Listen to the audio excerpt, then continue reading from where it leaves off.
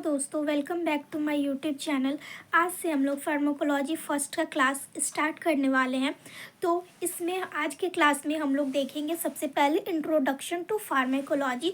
उसके बाद next videos में हम लोग आगे के चैप्टर को डिस्कस करेंगे। तो चलिए शुरू करते हैं। सबसे पहले जानते हैं कि फार्माकोलॉजी होता क्या है। तो फार्माकोलॉजी जो है वो एक साइंस है, ठीक है। फार्माकोलॉजी क्या है? एक साइंस है जो कि किसके बारे में पढ़ता है? ड्रग के बारे में पढ़ता है एंड देयर इंटरेक्शन, ठीक है।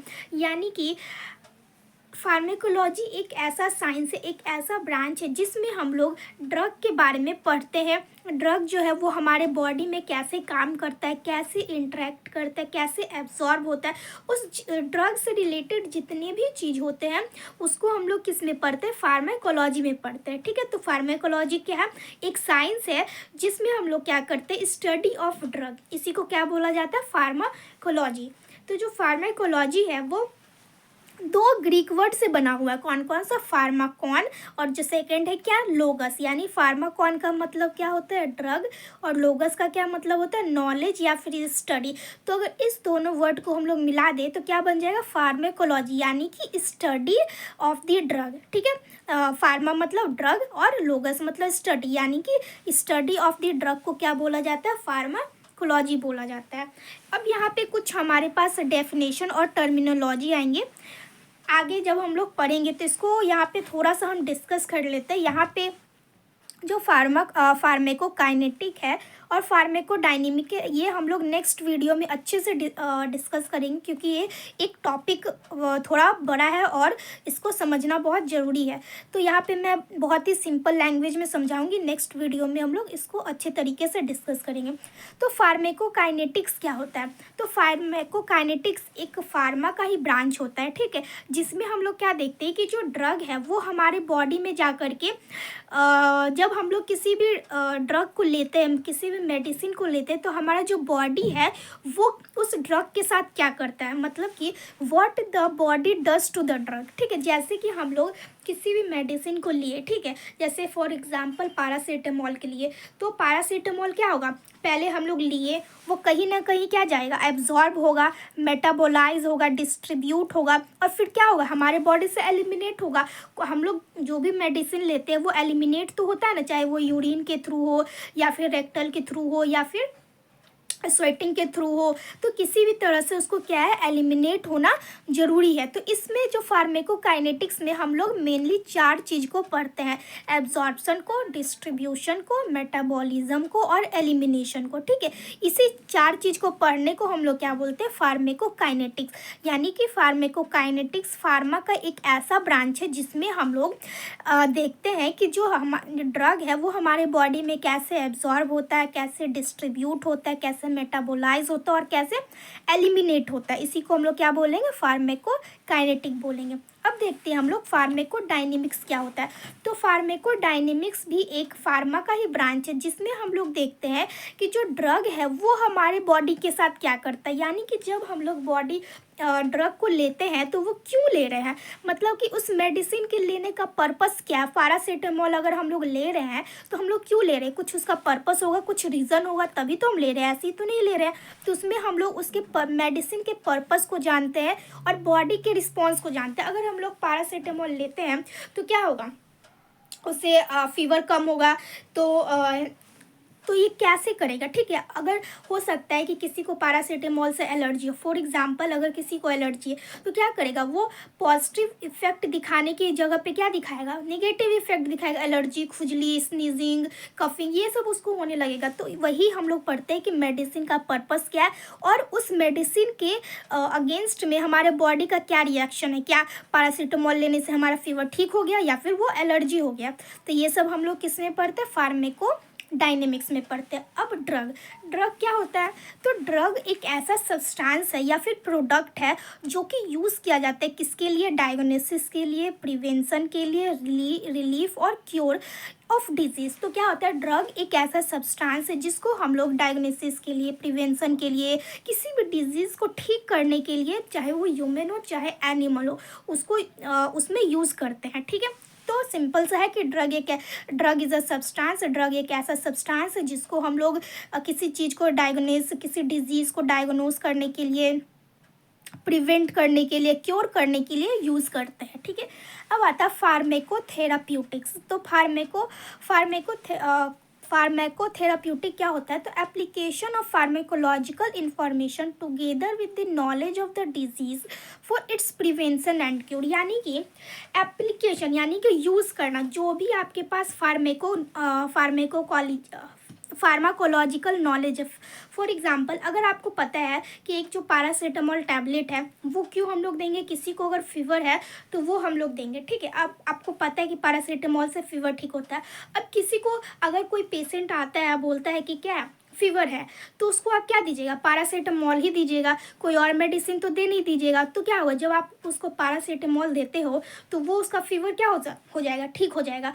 तो अगर नहीं दोगे तो क्या होगा, वो नहीं ठीक होगा। तो इसी फार्माकोलॉजिकल नॉलेज को, यानी आपके पास जो फार्मा का नॉलेज है, यानी किस दवाई से कौन सा बीमारी ठीक होगा, किस में कौन सा मेडिसिन देना है, ये प्लस डिजीज़ के बारे में कि वो जो डिजीज़ है वो उसमें कौन सा मेडिसिन हम लोग देंगे तो वो ठीक हो। यानी कि डिजीज़ के बारे में और फार्मा का दोनों का जो नॉलेज है होता है, वो दोनों को मिला कर के किसी भी डिजीज़ को क्या करना, प्रिवेंट करना है और क्योर करना है। तो उसको हम लोग क्या बोलते हैं, फार्मेकोथेराप्यूटिक बोलते हैं। ठीक है, यानी कि आपको डिजीज़ को ठीक करना है। कैसे करोगे? सबसे पहले तो डिजीज़ का नॉलेज होना चाहिए, तब जाके आपको पता रहेगा कि हाँ इसमें ये मेडिसिन काम आएगा। और प्लस मेडिसिन का भी नॉलेज होना चाहिए कि इस किस डिजीज़ में ये मेडिसिन काम आता है।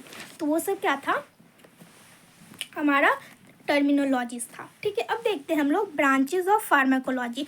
तो इसको मेनली दो पार्ट में डिवाइड किया है। ठीक है, पहला क्या, फार्मेकोकाइनेटिक्स, दूसरा क्या, फार्मेकोडायनेमिक्स। तो ये मैंने बता दिया है ऑलरेडी कि ये क्या है। इसमें हम लोग पढ़ते हैं कि जो बॉडी होता है वो हमारा बॉडी होता है वो ड्रग के साथ क्या करता है। यानी कि जब ड्रग जो होता है वो बॉडी में जाता है तो किस किस रास्ते से गुजरता है। तो सबसे पहले क्या होता है, जब फॉर एग्जांपल हम लोग कुछ मेडिसिन लिए तो क्या हुआ, सबसे पहले हमारे बॉडी में एब्जॉर्ब होगा, फिर डिस्ट्रीब्यूट होगा, मेटाबोलाइज होगा, फिर एलिमिनेट होगा। इसको हम लोग देखेंगे दूसरे वीडियो में। ठीक है, इसको मैं बस शॉर्ट में यहाँ पे समझा रही हूँ।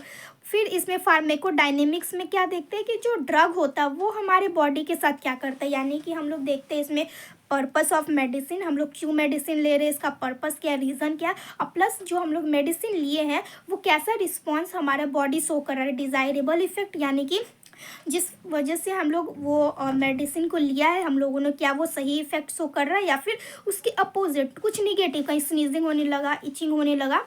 तो ये सब क्या होता है, अनडिज़ायरेबल इफेक्ट होता है। अब हम लोग देखते हैं नेचर ऑफ द ड्रग, यानी कि नेचर ऑफ ड्रग, नेचर कैसा है ड्रग का, उसका फिजिकल प्रॉपर्टी कैसा है, उसका केमिकल प्रॉपर्टी कैसा है। तो ये सब को देख करके हम लोग क्या करते हैं, नेचर ऑफ ड्रग के बारे में पता लगाते हैं। तो उसका फिजिकल प्रॉपर्टी में क्या आ जाता है कि जो ड्रग है यानी जो मेडिसिन है, या तो वो सॉलिड हो सकता है, या तो वो लिक्विड हो सकता है, या तो वो गैस भी हो सकता है। सॉलिड में क्या कैसे आ जाता है, सॉलिड में आपका टैबलेट आ जाएगा, कैप्सूल्स आ जाएगा। लिक्विड में कैसे आ जाएगा, सिरप आ जाएगा। तो ये सब क्या आता है, लिक्विड में आता है। अब आता है उसका केमिकल प्रॉपर्टी। केमिकल प्रॉपर्टी यानी कि वो उसका जो केमिकल प्रॉपर्टी है वो किस चीज़ से बना हुआ है, इनऑर्गेनिक चीज़ से बना हुआ है या फिर ऑर्गेनिक चीज़ से बना हुआ है। तो इनऑर्गेनिक का एग्जाम्पल क्या है, फेरस सल्फेट, और ऑर्गेनिक का क्या हो जाएगा, ऑक्सीटॉक्सिन और इंसुलिन। ठीक है, अब है सोर्स ऑफ ड्रग, यानी कि हम लोगों ने उस ड्रग को कहाँ से मतलब पाया है। वो जो ड्रग है हम लोग जो यूज़ कर रहे हैं, जो मेडिसिन है, वो कहाँ से बना है, क्या वो प्लांट से बना है, क्या वो एनिमल से बना है। तो इसी तरह से हम लोग क्या करते हैं, इसको डिवाइड किए हुए हैं कि वो जो ड्रग है हम लोगों को मिला कहाँ से, हम लोगों ने कहाँ से उसको पाया है। तो क्या कितना है, पहला है plant, animal, minerals, micro organism, synthetic और बायोटिक। प्लांट से हम लोगों को कौन कौन सा ड्रग मिल सकता है, जैसे डिगॉक्सिन हो गया, मॉर्फिन हो गया। ये सब अभी आप लोग बस याद कर लो, जो नेक्स्ट चैप्टर पढ़ोगे, जैसे कि कार्डियोवास्कुलर डिसऑर्डर में जो भी मेडिसिन यूज़ होता है। तो ये सब आपको धीरे धीरे करके पता चल जाएगा, बस अभी आपको इसको क्या करना, दिमाग में रखना, याद करना है। एनिमल से कौन कौन से मिलते हैं, इंसुलिन, जैसे कि इंसुलिन जो होता है वो एनिमल से निकाला जाता है। फिर थायरॉक्सिन हो गया, कैल्शियम हो गया, कॉड लिवर ऑयल हो गया, मिनरल्स में आयरन होता है जो कि एनीमिया में काम आता है, जिंक हो गया, गोल्ड जो है वो अर्थराइटिस में काम आता है। तो माइक्रो ऑर्गेनिज्म से क्या मिलता है हम लोगों को, पेनिसिलिन मिलता है, स्ट्रेप्टोमाइसिन मिलता है। बायोटेक्नोलॉजी से क्या मिलता है, जैसे रिकॉम्बिनेंट डीएनए, इसमें जो है वो क्या करते हैं, आप लोगों ने 12th में शायद पढ़ा होगा, शायद क्या ये है चैप्टर, ठीक है, तो ये पढ़ा होगा कि हम लोग क्या करते हैं कि डीएनए बायोटेक्नोलॉजी में हम लोग किसी भी माइक्रो ऑर्गेनिज्म के डीएनए को क्या करते हैं, चेंज करने का कोशिश करते हैं, उसमें कुछ बेटरमेंट लाने का कोशिश करते हैं। तो ये सब क्या होता है, सोर्स होता है। प्लांट से भी निकाल सकते हैं हम लोग किसी भी मेडिसिन को, एनिमल से भी हम लोगों को मेडिसिन मिल सकता है, मिनरल से भी मिल सकता है, मिनरल से ये सब आता है। हम लोग क्या करते हैं, जब एनीमिया होता है तो आयरन देते हैं ना, तो जिंक का कमी होता है तो जिंक देते हैं ना, तो वो सभी क्या है, एक मेडिसिन है। और किससे मिल रहा है वो हम लोगों को, मिनरल से मिल रहा है, माइक्रो ऑर्गेनिज्म से भी मिलता है, सिंथेटिक और बायोटेक्नोलॉजी से भी, ठीक है। अब आता है डोजेस एंड फॉर्म्स, मतलब डोजेस फॉर्म्स यानी कि वो जो हम लोग मेडिसिन ले रहे हैं वो किस फॉर्म में ले रहे हैं, सॉलिड में ले रहे हैं, लिक्विड में ले रहे हैं। जो मार्केट में वो जो ड्रग है, जो मेडिसिन है, वो किस फॉर्म में प्रेजेंट है, उसका फिजिकल नेचर क्या है, ठीक है। सॉलिड में क्या हो जाएगा, कैप्सूल, टैबलेट, पिल्स, ये सब सॉलिड का एग्जांपल है। लिक्विड का क्या हो जाएगा, ड्रॉप हो जाएगा, हम लोग लिक्विड में लेते हैं ना, इंजेक्शन हो जाएगा। सिरप जो हम लोग पीते हैं वो भी किस में होता है, लिक्विड में होता है। पता है सेमी सॉलिड, ना लिक्विड हो ना सॉलिड हो, तो इसमें क्या हो जाएगा, ऑइंटमेंट, पेस्ट, क्रीम और जेल, ठीक है। अब है हम लोगों का रूट ऑफ ड्रग एडमिनिस्ट्रेशन, यानी कि कौन कौन से रूट है जिससे हम लोग ड्रग को क्या कर सकते हैं, एडमिनिस्टर कर सकते हैं। तो इसको हम लोगों ने मेनली 3 पार्ट में, किसी किसी में 2 भी होता है, किसी किसी में 3 भी होता है, तो यहाँ पे हम लोग 3 पार्ट में इसको डिवाइड किया। सबसे पहले क्या है, इंटेरल या फिर ओरल, सेकेंड क्या है, पेरेंटेरल, और थर्ड क्या है, लोकल या फिर ट्रॉपिकल। तो इंटेरल क्या होता है, इंटेरल ऐसा रूट होता है जो कि इंटेस्टाइन से जब हम लोग किसी भी ड्रग को लेते हैं तो वो इंटेस्टाइन के थ्रू पास होता है, ठीक है। और जो पेरेंटरल होता है वो उसको इंटेस्टाइन से पास होने का ज़रूरत नहीं पड़ता, वो क्या होता है, थोड़ा जल्दी काम दिखा, हाँ वही काम अपना एक्शन शो करता है। क्यों, क्योंकि उसको इंटेस्टाइन से जाने का ज़रूरत नहीं पड़ता। लोकल क्या होता है, जो सीधे हम लोग ऊपर ट्रॉपिकल यानी स्किन पे जो भी अप्लाई करते हैं, तो इस पर क्या आ जाएगा, हमारा जेल आ सकता है, पेस्ट आ सकता है, क्रीम आ सकता है, ऑइंटमेंट आ सकता है। तो ये सब किस में आ जाएगा, ट्रॉपिकल या फिर लोकल में आ जाएगा।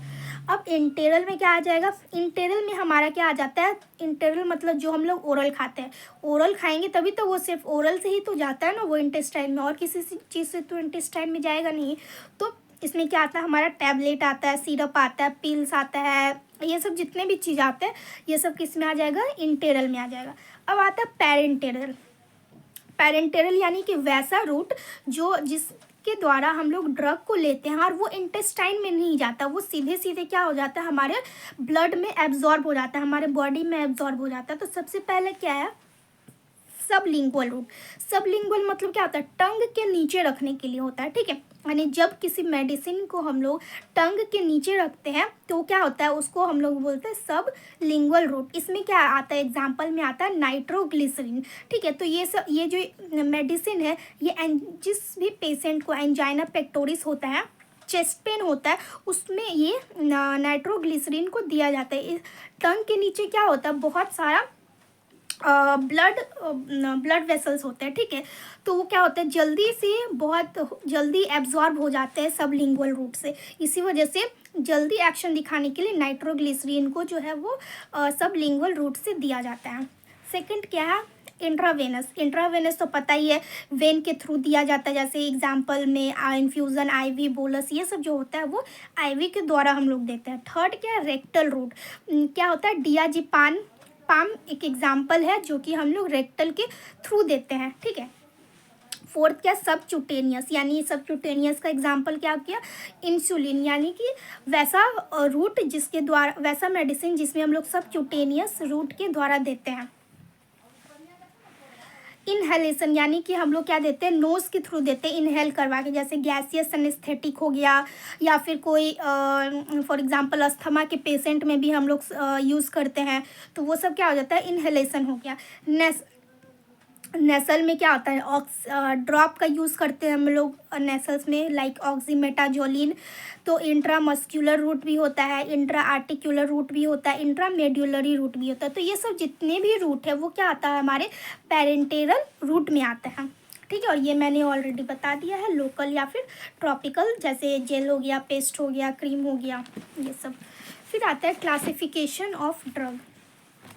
तो हम लोगों ने ड्रग को किस किस बेसिस पे क्लासिफाई किया है। सबसे पहले तो क्या, classification on the basis of chemical nature, classification base on source, classification based on therapeutic nature, and classification based on mode of action.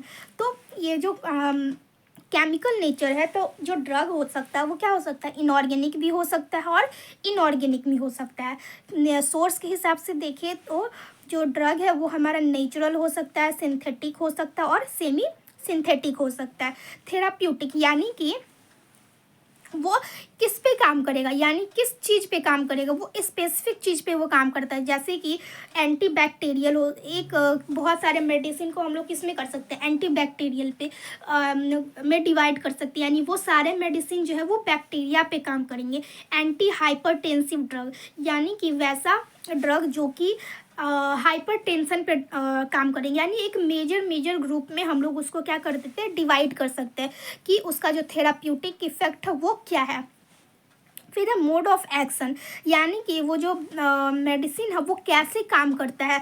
कहीं अगर बैक्टीरिया का हम लोग एंटीबायोटिक का बात करते हैं तो वो क्या होता है, एंटीबैक्टीरियल में तो बहुत सारे एंटीबायोटिक आ जाते हैं, लेकिन सबका जो मोड ऑफ एक्शन है यानी काम करने का जो तरीका है वो क्या होता है, अलग अलग होता है। कुछ बैक्टीरिया क्या करते हैं, सेल वॉल के सिंथेसिस को क्या करते हैं, रोकते हैं, और कुछ कुछ जो होता है वो प्रोटीन के सिंथेसिस को रोकते हैं, और इस तरह से क्या होता है, बैक्टीरिया जो होता है वो मर जाता है एंटीबैक्टीरियल की वजह से।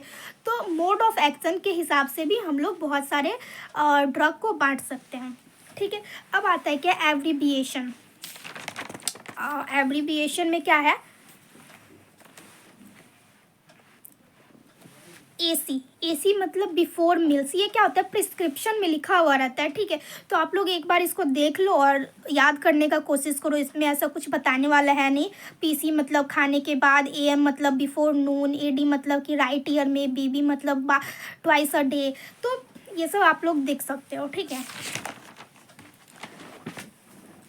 तो यहाँ पे हम लोगों का इंट्रोडक्शन ख़त्म होता है, कुछ कुछ टॉपिक बचा हुआ है तो वो मैं नेक्स्ट वीडियो में कंप्लीट करवाने का कोशिश करूँगी। आई होप आप लोगों को वीडियो पसंद आया होगा और बहुत अच्छे तरीके से समझ में भी आया होगा। अगर आपको वीडियो पसंद आया हो then subscribe to my channel and like the video. Thank you so much for watching.